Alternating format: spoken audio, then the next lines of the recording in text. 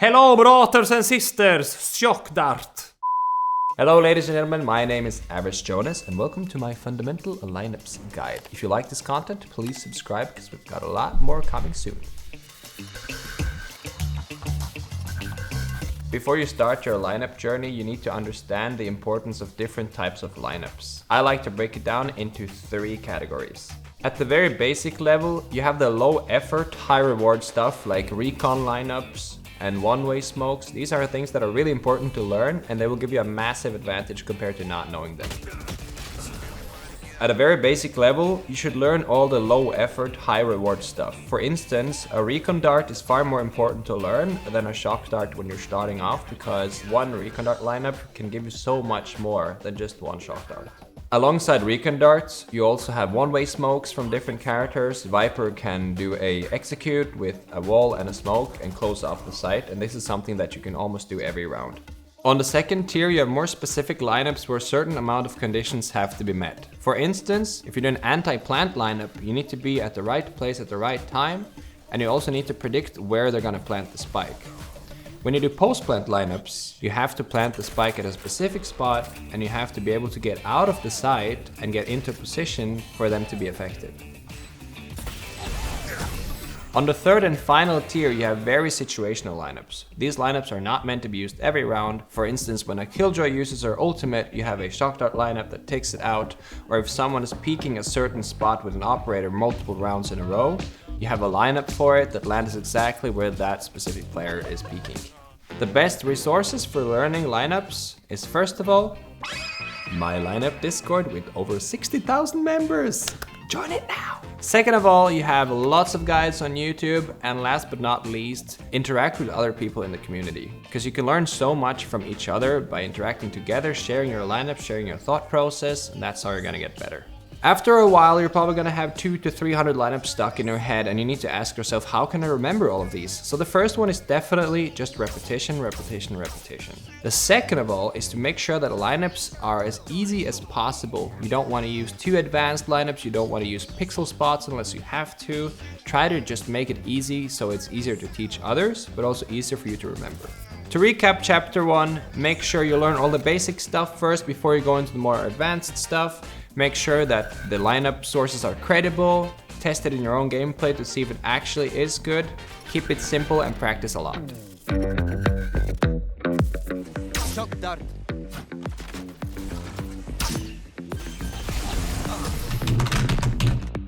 That's right, children. Your lineups need to be super, super sad. When making your own lineups, make sure that your lineups have safety. Your lineups need to be fired from a safe spot. Simplicity. Your lineup should be simple so it's easier to use and easier to remember. Speed.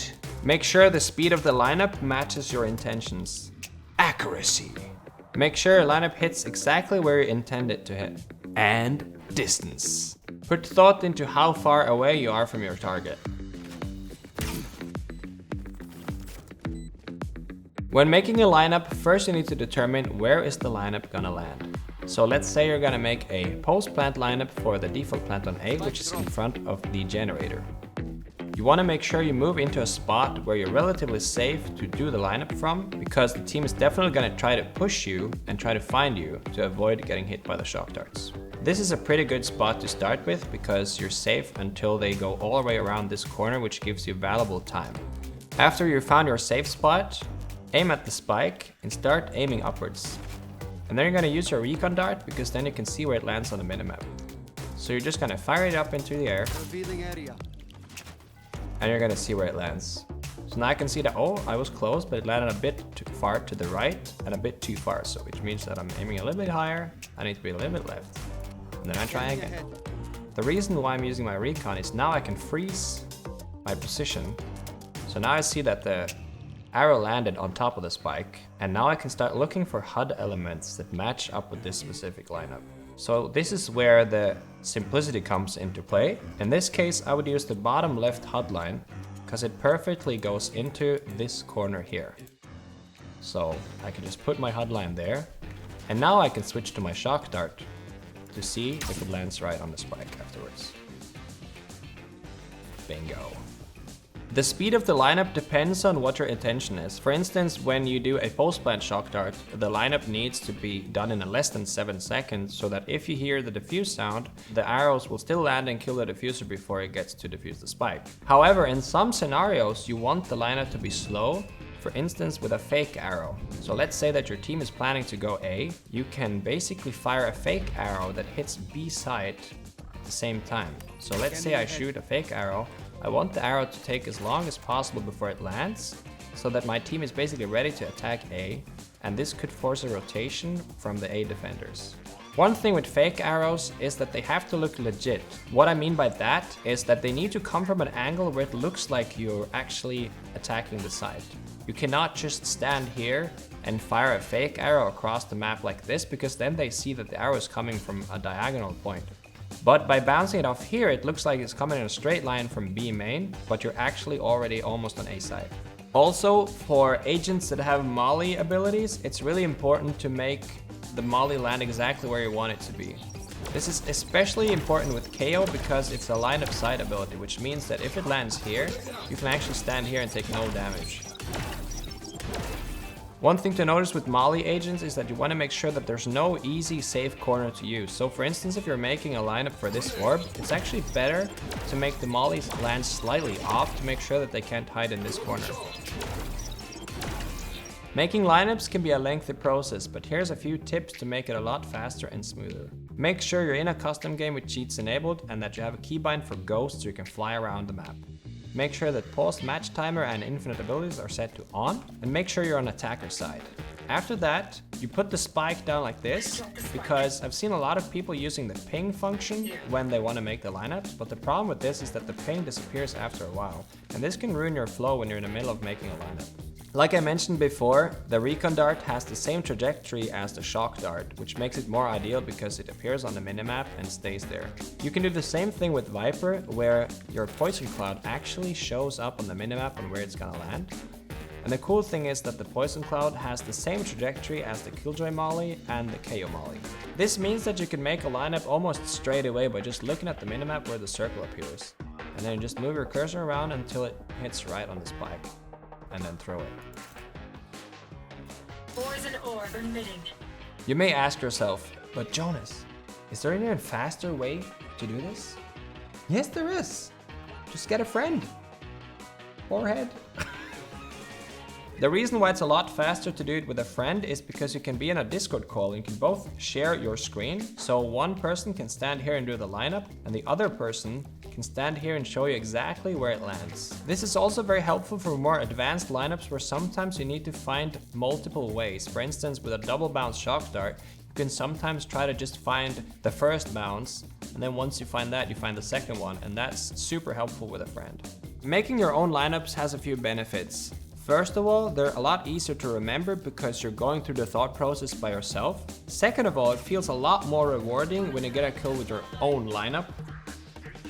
One enemy remaining. Ooh. Especially also for me, when I see my own lineups being used in pro play, it feels extremely rewarding. Oh, no, that's my lineup! No! Get destroyed, James, last man standing now. We'll find it! Oh no, they line up for him! And lastly, even though I try to steer away from crosshair lineups, by making your own ones, you can at least use your own crosshair. When approaching a new map, you have to explore every angle of it to find out what's possible with lineups. For instance, check if there's any roof with different angles that you can bounce off, or openings like these. Or one of my favorite ones, find spots that can be wallbanged. For instance here, you can shoot through it even with a classic.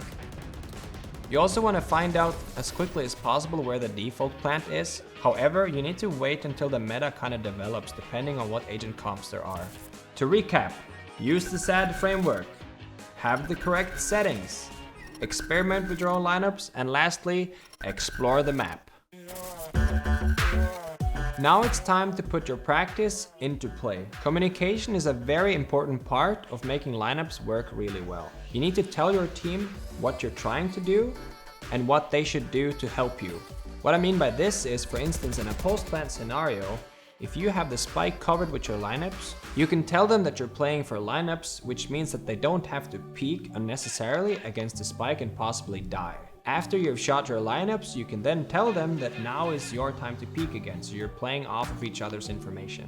Another thing that is important is to mix things up, because your enemy will start to learn your patterns of behavioral, so make sure you don't do the same lineup every single round. By mixing it up, it makes it more likely that people will not be able to pre-fire your recon darts, and that they will not expect where your shock darts are gonna land.